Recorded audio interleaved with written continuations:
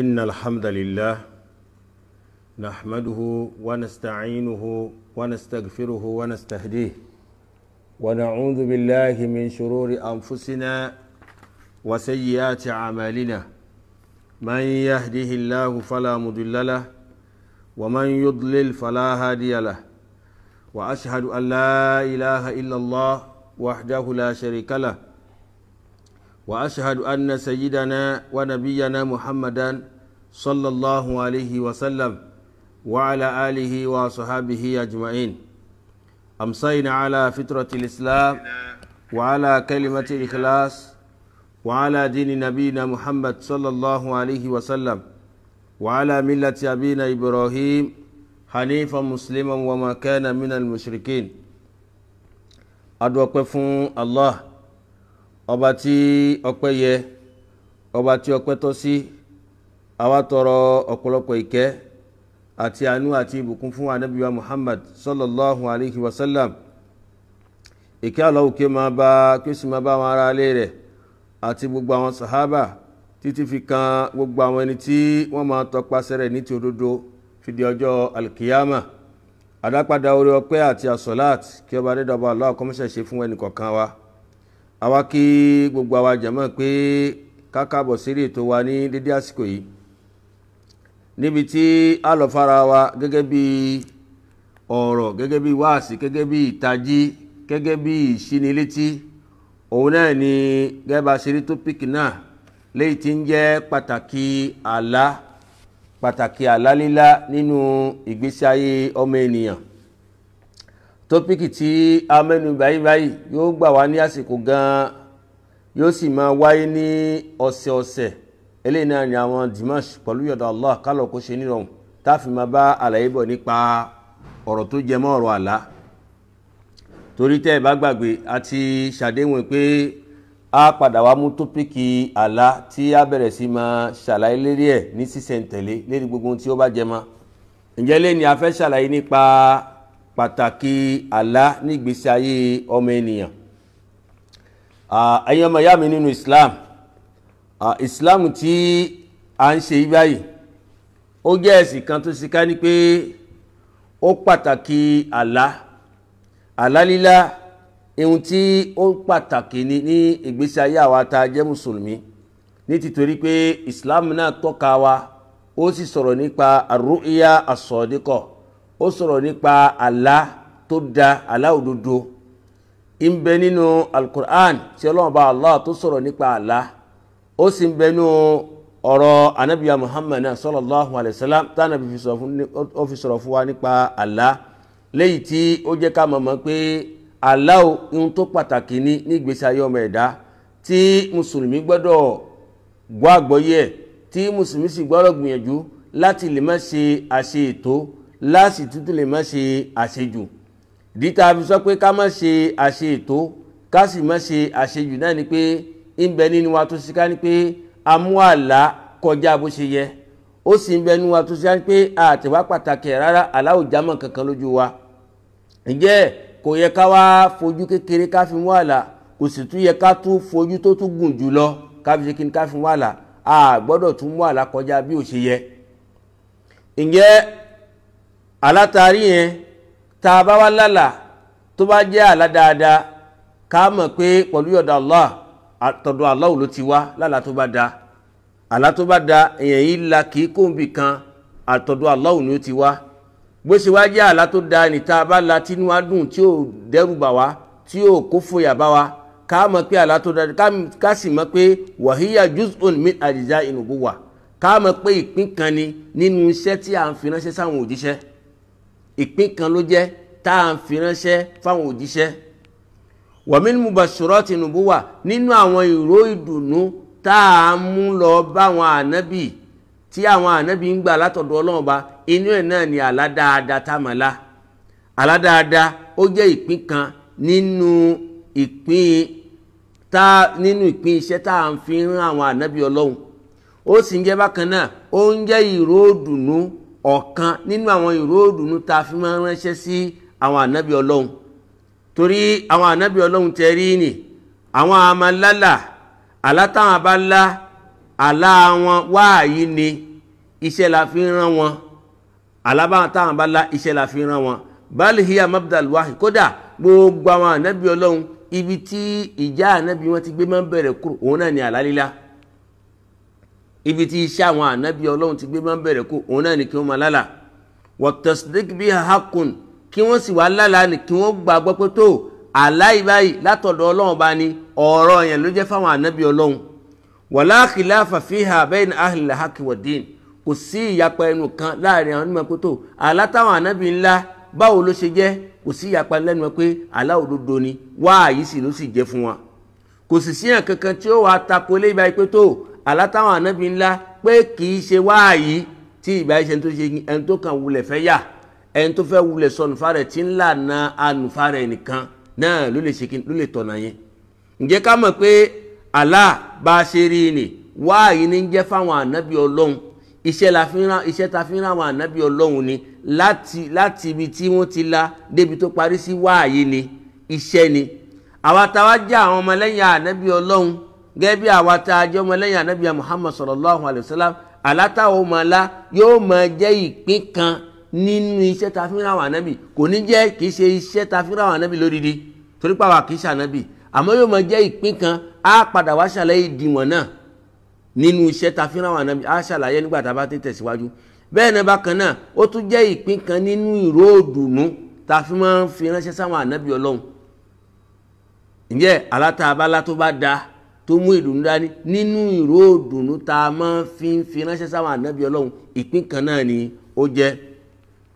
Tá bá lọ wo ọ̀rọ̀ nípa àlá, á padà rí pé àlá ó ní ẹ̀rí nínú Al-Qur'an, àlá ó sì tún ní ẹ̀rí nínú ọ̀rọ̀ ànábì Muhammad sallallahu alayhi wa sallam, léyìí tí ó fi hàn pé àlá àwọn ànábì Ọlọ́run wáàyí ni, iṣẹ́ la fi rán wọn. Kò sí kankan tí wọ́n ń rò pọ̀ mọ́, àṣetọ́nù ò lágbára láti lè rí nǹkan kan gbéṣe nínú àwọn àlá wọn, ṣùgbọ́n ó ní kápá láti lè mọ fàlà àti wá fi ṣeré. Àmọ́ àlá àwọn ànábì Ọlọ́run nígbà tó ti jẹ́ wáàyí, Ọlọ́run ti dáàbò bò wọ́n. A máa ṣàlàyé gbogbo eléyìí nígbà tí a bá ti ń tẹ̀síwájú. Ǹjẹ́ tá bá wá wò, Allah subhanahu wa ta'ala sọ fún wa nínú Al-Qur'an nínú suratu Shura àyà sikatuyẹ báyìí pé a'udhu billahi minash shaitanir rajim wa ma kana li basharin an yukallimahu Allahu illa wahya aw min wara'i hijab aw yursila rasula fayuhya bi idnihi ma yasha. Al-Qur'an sọ fún wa pé wa ma kana li basharin an yukallimahu Allahu illa wahya, pé Ọlọ́run bàbá Allah kò lè bẹ́nìyàn sọ̀rọ̀, ọ̀rọ̀ tí Ọlọ́run bá máa sọ fẹ́nìyàn náà ni pé illa wahya, àyàfi kó jẹ́ wáàyí tá a fi ránṣẹ́ sí. Kó jẹ́ kíni, kó jẹ́ wáàyí tá a ṣe kíni, tá a fi ránṣẹ́ sí. Aw min wara'i hijab, kàbí ká fi iṣẹ́ ránṣẹ́ sí lẹ́yìn gàgá. Aw yursila rasula, kàbí ká fi òjíṣẹ́ kan ránṣẹ́ sí, náà ni màláíkà wa màláíkà Jibril tá a fi ránṣẹ́ sí, kàbí ká fi ránṣẹ́ sí. Fayuhya bi idnihi ma yasha, tí ó sì padà wá jíṣẹ́ fún ní iṣẹ́ tí Ọlọ́run bá fi rán. Ǹjẹ́ tá a bá wò dáadáa, á rí pé Ọlọ́run bá jẹ́ ó yé wa pé òun ò lè dédé bẹ́ níyàn sọ̀rọ̀. Ó wá ṣàlàyé àwọn ọ̀nà tóun gbà tóun fi ń bá àwọn ènìyàn sọ̀rọ̀ pé an yukallimahu Allahu illa wahya, àbí kó jẹ́ wáyí. Aw min wara'i hijab, kàbí kó jẹ́ lẹ́yìn gàgá tí ò ní jẹ́ pé rí mi rí ẹ. Aw yursila rasula, kàbí kó fòjíṣẹ́ ránṣẹ́ lẹ́yìn ní màláíkà. Fayuhya bi idnihi ma yasha, ń tọ́lọ̀ bàbá fi ara màláíkà ó fi jíṣẹ́ fún ẹni ni. Walihadha dhakara Allahu ta'ala fi kitabihi ba'da ru'a anbiya'ihi, náà ló fi jẹ́ pé Ọlọ́run wá ṣàlàyé fún Al-Qur'an ní fẹ́ àwọn àpèjúwe àwọn àlá táwọn ànábì rẹ̀ lá. Ọlọ́run fi ṣàpèjúwe fún wa ká lè fi mọ̀. Tá bá lọ nínú Al-Qur'an nínú suratu Al-Anfal àyà 43 wá lọ 44, a rí mẹ́ ní àpèjúwe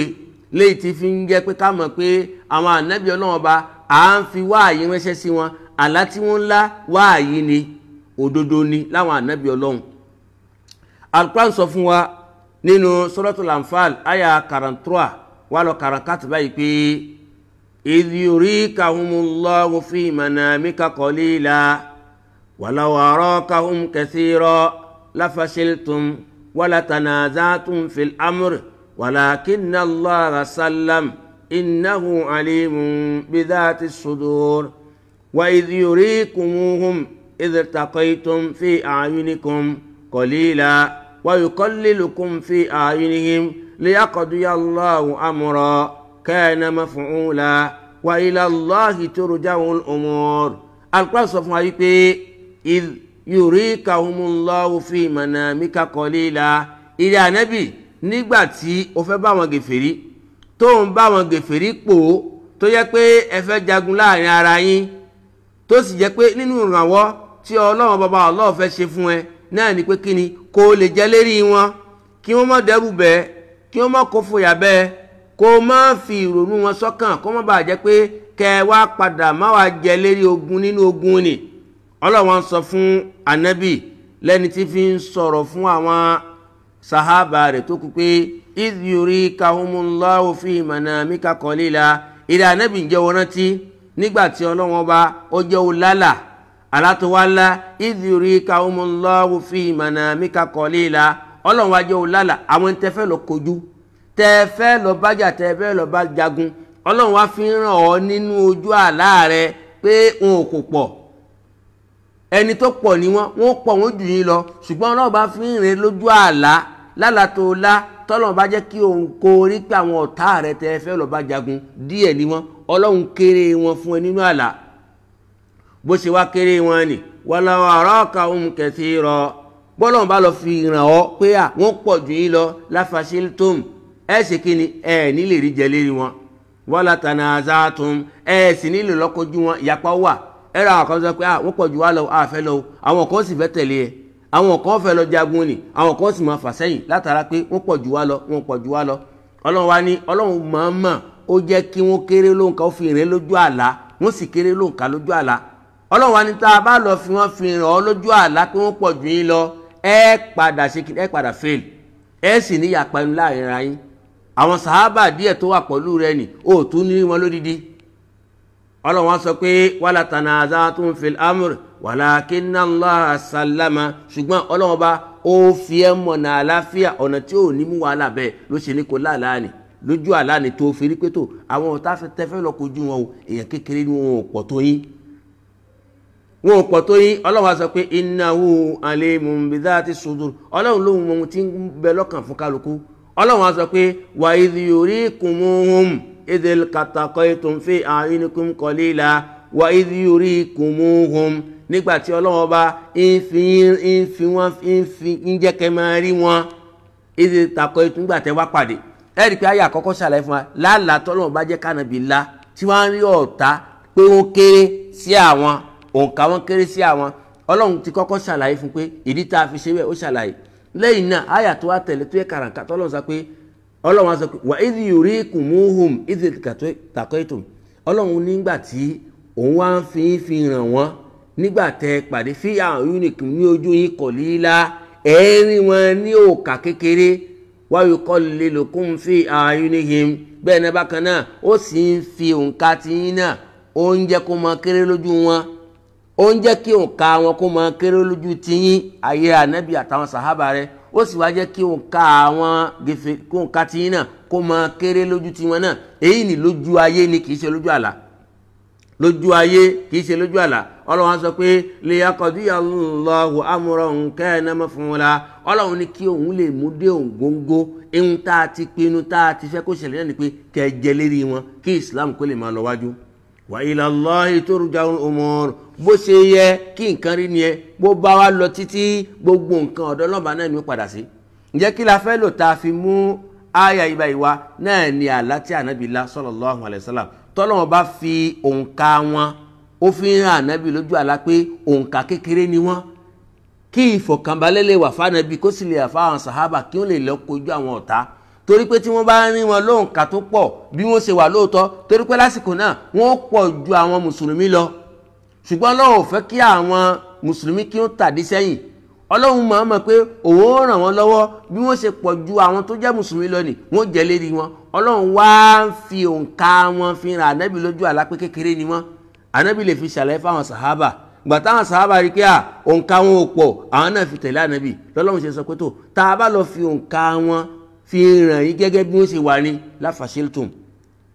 níjẹ lérí wọn wala tanaza'tum ẹ sì yapa láàrin ayé àwọn kan sọ pé àwọn fẹ́ lọ àwọn kan tàdí sẹ́yìn ọlọ́run sì fẹ́ orí bẹ́ẹ̀ torí pé ọlọ́run bá ti pinnu pé tó padà jẹ lérí wọn kí islam lè má jẹ́ islam. ǹjẹ́ tá a bá wo àyà ní kí ló sọ fún ọ sọ nípa àlátànàbílá bánàbí ṣe wá láàánì bẹ́ẹ̀ náà gẹ́gẹ́ bẹ́ẹ̀ ló tún padà ṣẹlẹ̀ torí pé àyà méjì ṣàlàyé fún wa àyà àkọ́kọ́ ó sọ àlátànàbílá àyà kejì ó wá sọ bó ṣe jẹ́ lójú ìran gédé torí pé tá bá wa àyà náà dáadáa pé idh yurikumuhumullahu fi manamika qalila nígbà tọ́lọ́run bá ń fi àwọn ọ̀tá rẹ̀ fi ràn ọ́ lójú àlá pé òǹkà wọn kékeré ni wọ́n walau arakahum kathira tọ́lọ́run bá lọ fi ràn wọ́n pé wọ́n pọ̀ ní láfàṣílítùm ní yege wala tanaza'tum sì yapa ẹnu láàrin ayé àyà kejì Ọlọ́run sọ pé wa idh yurikumuhum nígbà tọ́lọ́run bá wọ́n fi ràn yín idh taqaytum nígbà tẹ́ wá pàdé lójú ayé tẹ pàdé ní pípàdé tógun náà bẹ̀rẹ̀ fi a'yunikum ń jẹ́ kẹ́ máa rí wọn lójú yín qalila rí wọn ní kékeré bọ́lọ́run bá ṣe fi ràn ọ́ lójú àlá wa yuqallilukum fi a'yunihim ó sì ń jẹ́ káwọn gèfèrí kọ́ máa rẹ́yìn náà ní òǹkà kékeré bọ́ bá rí lóǹkà kékeré wọ́n ó lè tètè kojú yín bẹ́ẹ̀ náà bá ráwọn náà lóǹkà kékeré tètè kojú wọn ǹjẹ́ ọlọ́run bá sì ti pinnu pé ẹ̀yin lẹ́jẹ̀ lérí wọn àwọn ò ní jẹ lérí yín káwọn náà bá àṣà sẹ́yìn lọ́lọ́run bá ṣe ní kẹ́ ẹ máa kéré lóǹkà lójú wọn tẹ́ fi lè jẹ lérí wọn. tó àyà méjì jẹ́ ká mọ̀ pé tó wáàyí bí ànábì ṣe rí lójú àlá bẹ́ẹ̀ náà gẹ́dẹ́ ló ṣe ṣẹlẹ̀ ń gbèsè ayé tó bí táwọn ànábì ọlọ́run bá ṣe rí nìyẹn àlá tó bá lá wáàyí ni bẹ́ẹ̀ náà ni máa ń wáyé. bákan náà tá a bá tún wo waja'ala subhanahu wa ta'ala mu'jizata nabiyhi Yusuf alayhi salam ta'wilu ru'ya nínú ntọ́nà bá fún ní ànábì Yusuf alayhi salam gẹ́gẹ́ bí mùjíza òun náà ni kó máa túmọ̀ àlá afun ní mùjíza yẹn afun lẹ́bùn yẹn pé kó máa tú àlá gẹ́gẹ́ bó ṣe wá nu suratu Yusuf gbogbo náà la mọ̀ nípa ti ànábì Yusuf ọ̀rọ̀ máa wáyé lérí ẹ̀ nínú àwọn àyà tí ó mẹ́nu bà àlá ọ̀kan ni suratu Yusuf jẹ́ gbogbo náà la sì mọ̀ bí gbogbo ẹ ṣe lọ ǹjẹ́ nínú mùjíza ta fún ànábì Yusuf náà ni kó máa túmọ̀ àlá wa kadhalika ma jaa fi ru'ya Ibrahim alayhi salam bẹ́ẹ̀ náà bákan náà tá a bá wò á rí i pé ànábì Ibrahim òun náà pàpà àlá tiẹ̀ náà òdodo ni bí àlá ànábì ṣe jẹ́ òdodo gẹ́gẹ́ bá ṣe rí nísìn àlá ànábì Yusuf náà bóun náà ṣe jẹ́ òdodo nìyẹn bẹ́ẹ̀ náà bákan náà àlá ànábì Ibrahim alayhi salatu wa salam òun náà bóun náà ṣe jẹ́ òdodo nìyẹn tí gbogbo náà tá a mọ̀ nígbà tí òun náà lálà tó sì lálà pé òun ń dún ọmọ tòun lọ́mọ tọ́lọ́run bá fún òun dún òun fi ń dúpẹ́ fọlọ́run òun fi ń dúpẹ́ fọlọ́run gẹ́gẹ́ bó ṣe wá nínú àyà alukuran tí gbogbo náà ti mọ̀ tá bá lọ nínú suratu Sofat àyà 102 wà lọ 105 alukuran sọ fún wa mẹ́ pé falamma balagha ma'ahu saya pé nígbà tí ọmọ rẹ̀ Ismail tó ti bẹ̀rẹ̀ sí gbégbá tó ti bẹ̀rẹ̀ sí gbé àwọ̀ fún bàbá rẹ̀ Ibrahima qala ya bunayya tọ́mọ ti dàgbà ibẹ̀ ni bàbá wa ń pe ọmọ pé ya bunayya èrè ọmọ mi inni ara fil manami anábì Ibrahim ní sọ pé inni ara fil manami èmi Ibrahima mo rí lójú àlá kí ni mo rí lójú àlá anni adbahuka pé mo ń dún rẹ ọmọ mi mo rí bẹ́ẹ̀ lójú àlá fanzuru madha tara kí lọ́mọ sọ fún fanzuru madha tara ẹ̀rí anábì Ibrahim wa sọ fún ọmọ pé fanzuru wo àlá tí mo lá nìyẹn o kí nìkan tí wọ́n náà rí sí torí pé Ismail gan lára anábì Ọlọ́run ni anábì Ọlọ́run lòun ní anábì Ibrahim wa ń bi léèrè pé fanzuru madha tara kí ló rí sí àlá tí mo lá qala Ismail wa ń fún Ibrahim lésì pé ya abati ìrẹ bàbá mi if'al ma tu'mar àṣẹ tọ́lọ́run bá pa fún ẹni kó ṣe nítorí pé òun náà mọ̀ pé àlá tí bàbá tòun lá ànábì Ọlọ́run ọba ni àlá tó sì lá bẹ́ẹ̀ ni ò sì yẹ kó jiyàn lòun náà sọ if'al ma tu'mar ẹ̀rí pé ó mú wá pé ṣeun tó pẹ́ láṣẹ ó mọ̀ pé àlá tó lá ni àṣẹ Ọlọ́run ọba ni náà ni pé àlá tí àwọn ànábì Ọlọ́run ọba bá lá òdodo ni wáàyí ni kò sí nǹkan tí ó sọ pé kì í ṣe wáàyí àyàfẹ́ tó ṣe kíni tó lànà ànùfà rẹ̀ tó fẹ́ mọ̀ tọ́ àyàfẹ́ tó lànà ànúfà rẹ̀. ǹjẹ́ ńgbà tí ọmọ sọ bẹ́ẹ̀ pé ya àbátì ìrẹ bàbá mi ifal ma tumar ṣeun tí wọ́n pa ẹ́ láṣẹ ṣeun tọ́lọ́run bá pa ẹ́ láṣẹ satajiduni insha Allahu minas sabirin. níbẹ̀ jiyàn ó rí mi pé mi ṣe sùúrù tó lè fi mú àṣẹ Ọlọ́run bá ṣe lérí mi. gẹ́gẹ́ bó ṣe wá lọ bẹ́ẹ̀ pé falamma aslama watallahu liljabin pé nígbà tí àwọn méjì wọ́n ti gbàfà bàbá gbàfà pé tó aláàní bọ́lọ́run bá ṣe fẹ́ nìyẹn ọmọ náà gan la òun náà gbàfà pé bí Ọlọ́run bá ṣe pàṣẹ nìyẹn òun náà fà rẹ̀ lẹ̀ pé kí bàbá òun kó dóhun fọ́lọ́run ọba. nígbà táwọn méjì ti wá gbà watallahu liljabin tó ti wá mọ́ ọmọ náà tó ti fẹ́ ṣiṣẹ́ tọ́lọ́run bá ran wa nadainahu àwa padà wá pé Ibrahim pé àyà Ibrahim pé ìrẹ Ibrahim qad saddaqta ru'ya alátòlá ó ti mú wádé òǹgógó ó ti mú ṣẹ ó ti mú àlá náà ṣẹ inna kadhalika najzil muhsinin ó ní dún ọmọ rẹ̀ a ní fiọ́lẹ̀ kó dún nínú ẹ̀san tá a máa ń san fáwọn tí bá ń ṣe dáadáa náà ní pé a kò ní fiọ́lẹ̀ kó fọ́ ara ẹ̀ tó fi pa ọmọ ta fún ọ a kàn fi gbìdánwò rẹ ni pé ṣé bó o ṣe wá la ṣé ó tẹ̀lé kàbó ò ní tẹ̀lé ó sì wá tẹ̀lé alátàwọn ànábì Ọlọ́run bàbá la òdodo ni wáàyí ni. ǹjẹ́ bákan náà wa kadhalika ru'ya nabiyyina Muhammad sallallahu alayhi wa sallam fi qissat al-Hudaybiyah ànábì sallallahu alayhi wa sallam ó tún padà wá nú al-Qur'an ní alátànàbí la nínú ìtàn sulhu Hudaybiyah léyìí tó jẹ́ ogun tó wáyé tí wọ́n tún padà wá gbọ́ra wọn yé tí wọ́n ṣe sulhu tá a mọ̀ pé ìgbọ́ra ẹni yé ti Hudaybiyah Ọlọ́run bá ń sọ nípa ọ̀rọ̀ yẹn pé tábàlọ́wọ́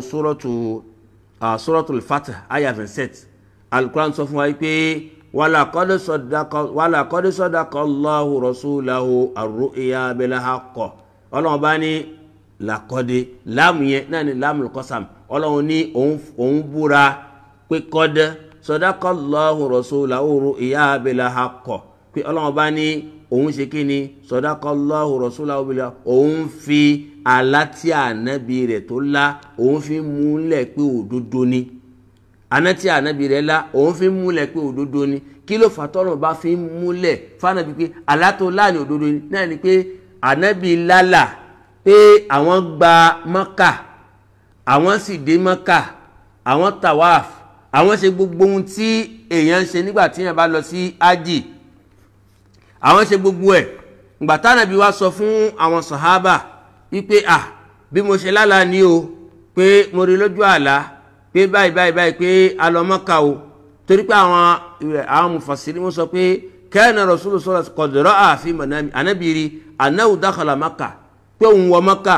wa huwa sahabu òun pẹ̀lú àwọn sàhábà wa tafu bil bayt ó lára pé ńgbà táwọn wá wọ Mákà àwọn ṣe kíni àwọn tawaf thumma khalaqa ba'duhum wa qassara ba'duhum ó sì lára pé àwọn ṣe umra ni àwọn kan fárí wọn àwọn kan sì gé irun wọn kù fahadatha biha sahabahu fafarihu Ànábì wa sọ fáwọn sàhábà pé tó a padà lọ Mákà o a sì gba Mákà a sì ájì kàbá ṣe umra Ànábì sọ bẹ́ẹ̀ fún wọn sallallahu alaihi wasallam. ǹjẹ́ wọ́n sì inú àwọn sàhábà sì dùn wọ́n sì bẹ̀rẹ̀ sí fúnra wọn nírò wọ́n ní nígbà tí Ànábì wa jáde tó lọ sí Hudaybiyah pẹ̀lú àwọn sàhábà rẹ̀ àwọn gèfèrí wọ́n bá dúró lọ́nà wọ́n ní wọ́n ní wọ Mákà pé wọ́n ní kọjá bí tí wọ́n dé ní wọ́n wá rí Mákà wọ̀ lásìkò náà bí wọ́n ṣe wá rí Mákà wọ̀ tánàbí sì sọ fún wọn pé àwọn wọ Mákà kódà àwọn tawaf àwọn kan gẹrun àwọn kan dirukùn nígbà táwọn gèfèrí wá dá wọn padà tí wọ́n ò rí Mákà wọ̀ àwa rí inú láàrin wọn tó bẹ̀rẹ̀ sí sọ pé ọ̀rọ̀ tánàbí sọ yà alátánàbí lá kìí ṣòdodo pé ó lára pé àwọn wọ Mákà wọn làwọn gèfèrí ti dá wọn padà yí báyìí àwọn gèfèrí ti dá wọn padà àwọn rí Mákà wọ̀ tó sì jẹ́ pé Ọlọ́run bá ní wọ́n wọ Mákà Ọlọ́run wá sọ àsìkò tó fẹ́ wọ̀ àwọn ni wọ́n mọ̀ lọ́lọ́run ṣe sọ àyà kalẹ̀ tó fi sọ pé laqad sadaqa Allahu rasulahu ar-ru'ya bil haqq pé àlátánàbí láàrin òdodo mọ́ ní òun Ọlọ́run bá òun fi ń múlẹ̀ pé òdodo ni la tadkhulunna al-masjid al-haram ẹ wọ Mákà ẹ wọ inṣàlá Ọlọ́run ni ẹ wọ Mákà inṣàlá aminina lẹ́ni ìfọ̀kànbalẹ̀ tí ò ní séwu tí ò ní sí wàhálà tí ò ní sí dààmú ẹ wọ pẹ̀lú fọ̀kànbalẹ̀ muhallikina ru'usakum ẹ rí ní tí ó ṣe kíni tí ó fari yín wa muqassirin ẹ sì dáhùn lómi tó ṣe kí tí ó gẹrun wọn la takhafun kò ní síbẹ̀rù kò ní sójo nígbà tẹ́ bá fẹ́ wọ̀ Ọlọ́run bá fi múlẹ̀ fún Ànábì Muhammad sallallahu alaihi wasallam lẹ́ni tí fi ń jẹ́ kí a mọ̀ pé alátànàbí láàní kì í ṣe pé ńgbà tó ti wá gbéra pé àwọn fẹ́ lọ Mọ́kà ní àsìkò yẹn tí wọn ò rí Mọ́kà wọ̀ ló túmọ̀ sí pé wọn ò ní wọ̀ lọ́lọ́run bá ṣe sọ àyà nìkan pé alátànàbí la tó sọ fún yín ẹ̀yin sàhábà o kẹlẹ́ ọmọ pé òdodo ni tó àyà ìgbà ìjà mọ̀ pé dájú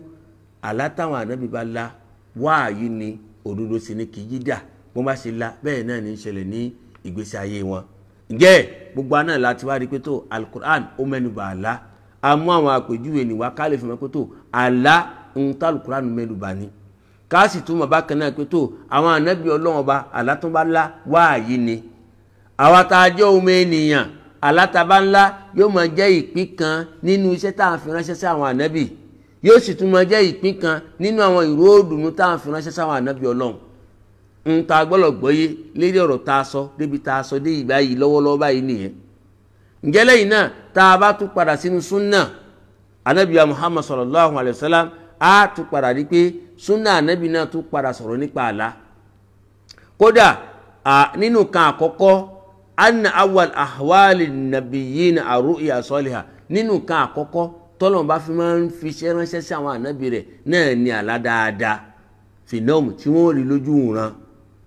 فكان لا يرى رؤيا إلا جاءت مثل فلك الصبح wọn ò ní wá lálàá kan àyàfi kó wá bí ẹ̀la òwúrọ̀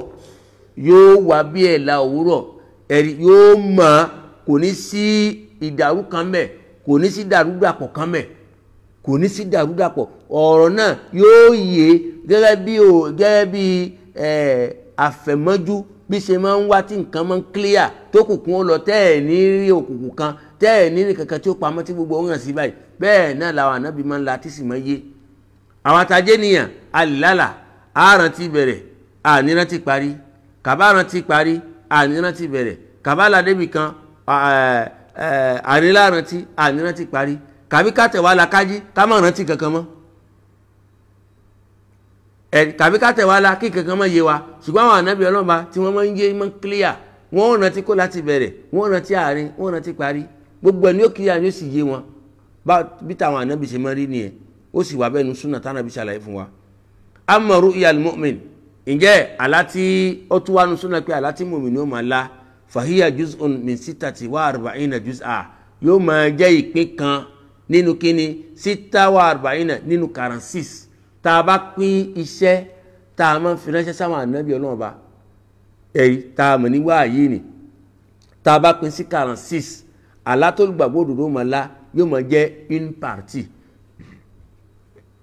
yóò máa lérí kí ni 1/46 1/46 ni yóò máa jẹ́ náà ni pé 1/46 ni yóò fi jẹ́ kí ni yóò fi jẹ́ òdodo torí pé àlá táwọn ànábì bá lá 100% ni wọ́n fi jẹ́ òdodo ṣùgbọ́n àlá táwọn bá lá ká mọ̀ pé 1/46 agbára aláwọn ànábì ló jẹ́ 1/46 agbára aláwọn ànábì ló jẹ́ 1/46 mina nubuwa kama sabatat anhu gẹ́gẹ́ bí ó ṣe wá tí ànábì sọ fún wa a máa ṣàlàyé níwájú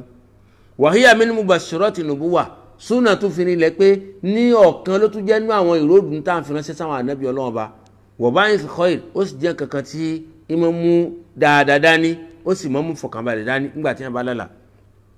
látara bẹ́ẹ̀ ó wá nínú àwọn hadith tó pọ̀ látọ̀dọ̀ ànábì Muhammad sallallahu alayhi wa sallam ní ọ̀rọ̀ nípa àlá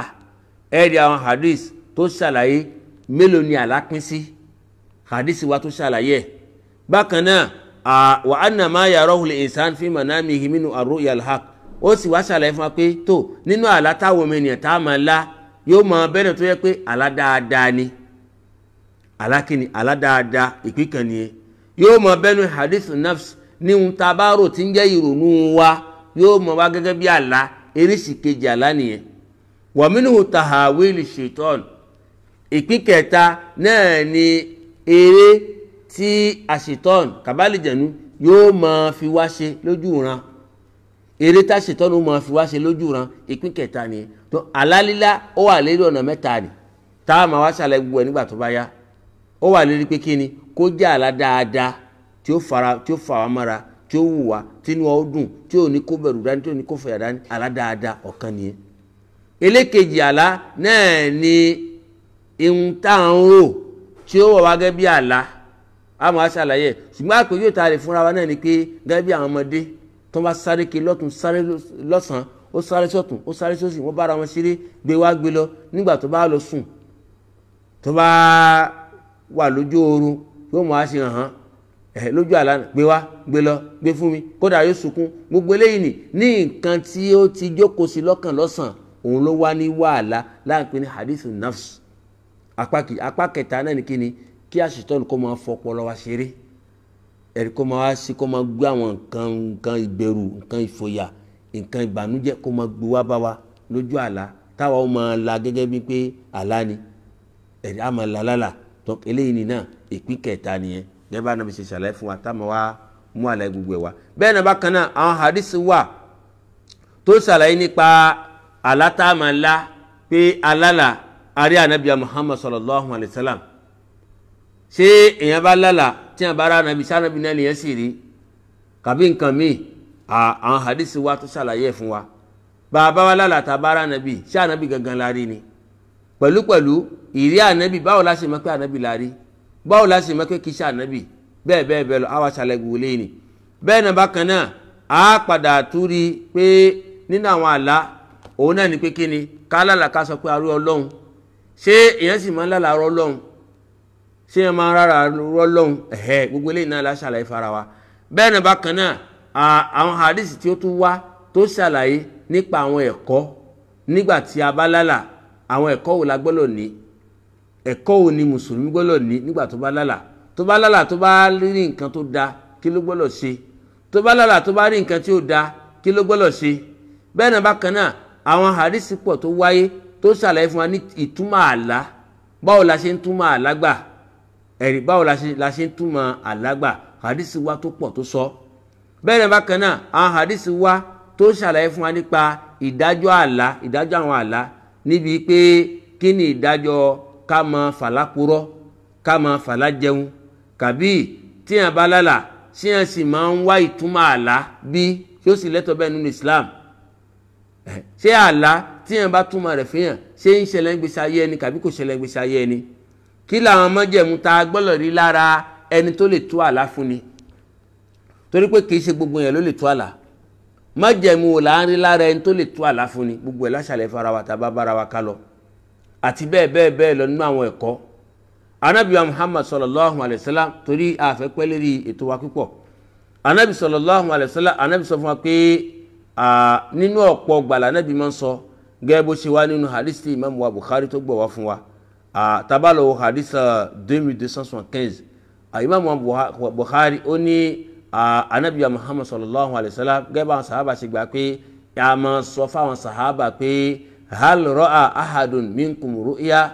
pé anabi àmọ́ bẹ́ẹ̀ lọ́dọ̀ àwọn sàhábà pé tó ṣéyàn kan lálàá nínú yín ni tálẹ́ńtò lálàá nínú yín ó fèrè lẹ̀ bẹ́ẹ̀ ní àdìsọ lálàáfíà tó wá látọ̀dọ̀ anabi tánàbí àmọ́ bẹ́ẹ̀ rí bẹ́ẹ̀ kódà ó tún wá nínú kàdísì míì tóun náà lálàáfíà tí ń bẹ tíra Imam Muslim 2269 ẹ̀rí tí Ibn Abbas tó gbà wá fún wa anna Rasulullah sallallahu alayhi wa sallam kana mimma yaqulu li ashabi nínú tí anabi máa ń sọ fáwọn sàhábà lásìkò náà anabi àmọ́ sọ pé man ra'a minkum ru'ya tààlẹ́ntó lálàá kan láàrin yín falyakussuha wa abbiruha lahu kó ló ẹ̀ kó sọ àlá tó lá kí n lè túmọ̀ rẹ̀ fún anabi ń túmọ̀ àlá fáwọn sàhábà lásìkò náà ẹni tí ó bá máa túmọ̀ àlá lẹ́nì kí ni májẹ̀mú tá a gbọ́dọ̀ rí lára ẹ̀ kí làwọn májẹ̀mú tó gbọ́dọ̀ pé ṣé a sì ń wá ìtumọ̀ àlá bí kàbá àwa ìtumọ̀ àlá ṣé gbogbo àlá tá a bá ti lá la wá ìtumọ̀ rẹ̀ ni gbogbo ẹ̀ náà la máa ṣàlàyé fara wa léyìí tí a wà sọ fi kún òun náà ni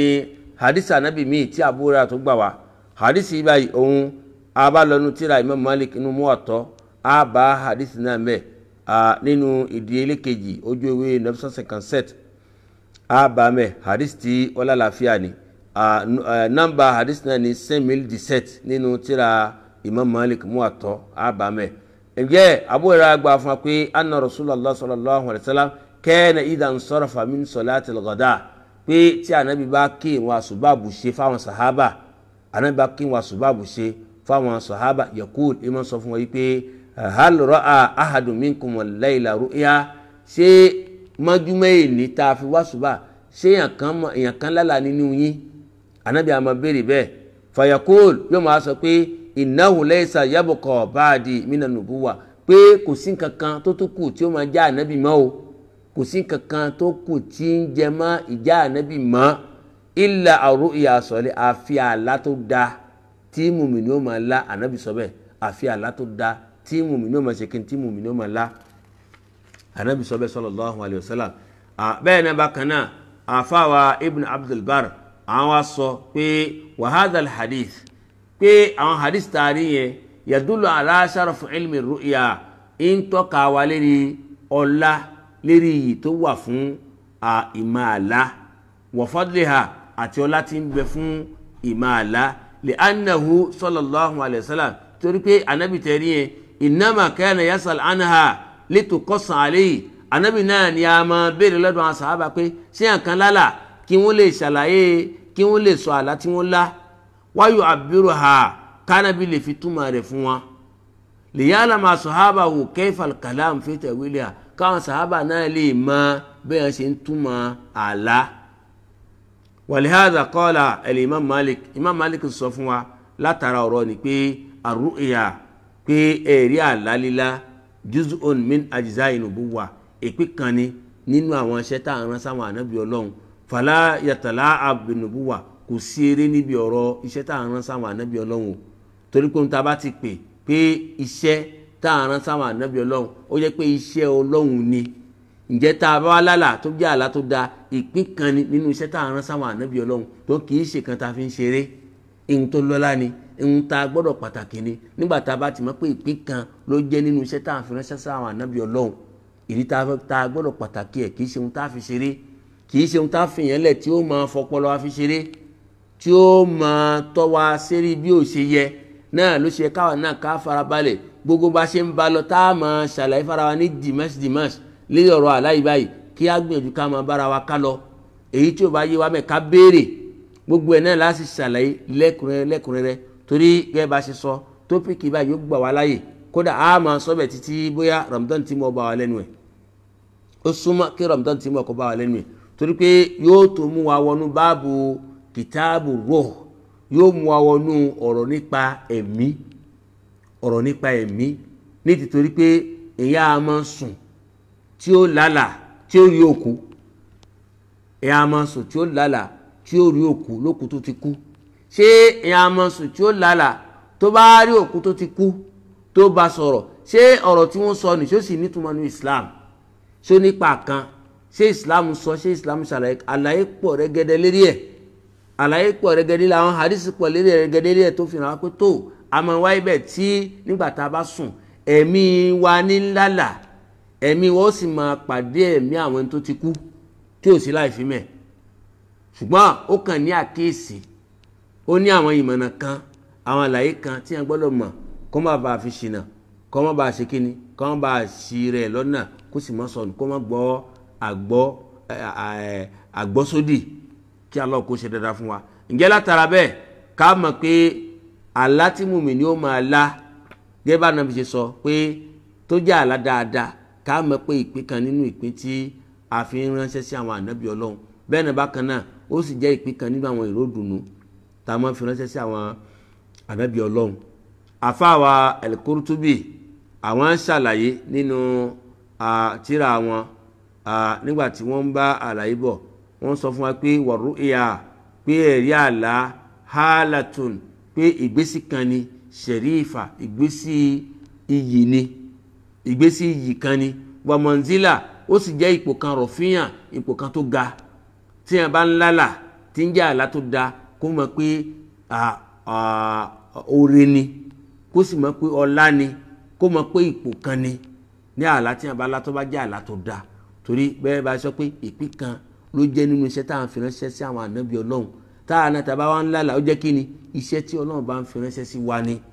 torí pé lápèjúwe èèyàn wá lálà pé wọ́n pèrún òun lọ sí mọ́ṣáláṣí àlá dáadáa ni ìpín kan ló jẹ́ nínú ìpín iṣẹ́ tá à ń fi ránṣẹ́ sí àwọn ànábì Ọlọ́run ló fi iṣẹ́ ìrìn ránṣẹ́ sí wa ó lè wà lójú bá a ṣe la kó tún ní túmọ̀ bẹ́ẹ̀ ṣùgbọ́n ohun tó dájú náà ni pé ìtumọ̀ dáadáa náà ni ó ní kàbí kí ẹ̀ ń lála pé òun kí alukur'an kàbí kí ẹ̀ ń lála pé òun lọ sí mọ́ṣáláṣí kàbí ẹ̀ ń lála pé òun wà lálẹ́ Jánnà bẹ́ẹ̀ lọ láwọn àlá ká mọ̀ pé ìpín kan ni nínú iṣẹ́ táwọn fi ránṣẹ́ sáwọn ànábì ọlọ́run ẹ̀rí bí wọn bá wá láwọn àlá bẹ́ẹ̀ tá a sì mọ̀ pé àlá tó dání tá a sì mọ̀ pé ìpín kan nínú àwọn ìpín nínú iṣẹ́ táwọn fi ránṣẹ́ sáwọn ànábì ọlọ́run kí ló túmọ̀ sí ọlá ni kí wọn máa láwọn àlá bẹ́ẹ̀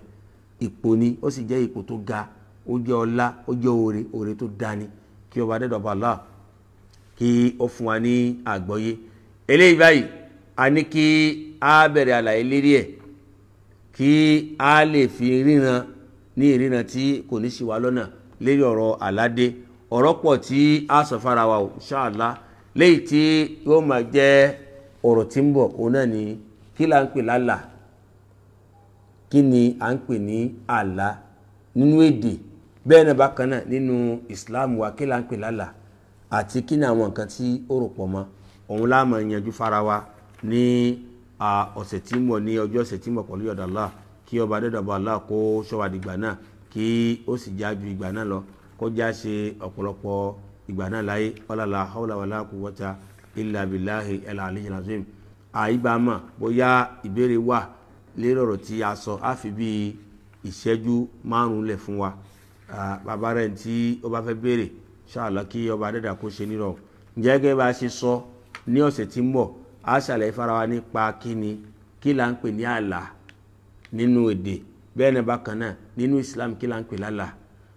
nípa àlá iye mélòó la pín sí àwọn àtàjọ́ ọmọ ènìyàn iye mélòó la pín sí lérí ọ̀rọ̀ àládé ògbélé náà ni a ṣe àlàyé ẹ̀ fara wa kálọ̀ kó ṣẹ́wà ìgbà náà kó sì já ju ìgbà náà lọ àwọn ń tọrọ lọ́dọ̀ ẹnì kọ̀ọ̀kan wá pé gbogbo àtà bá ń gbọ́ wa ẹja máa partager òun ni máa ń jẹ́ kí connection kó wà stable òun ni ó máa jẹ́ kí page wa kó wà stable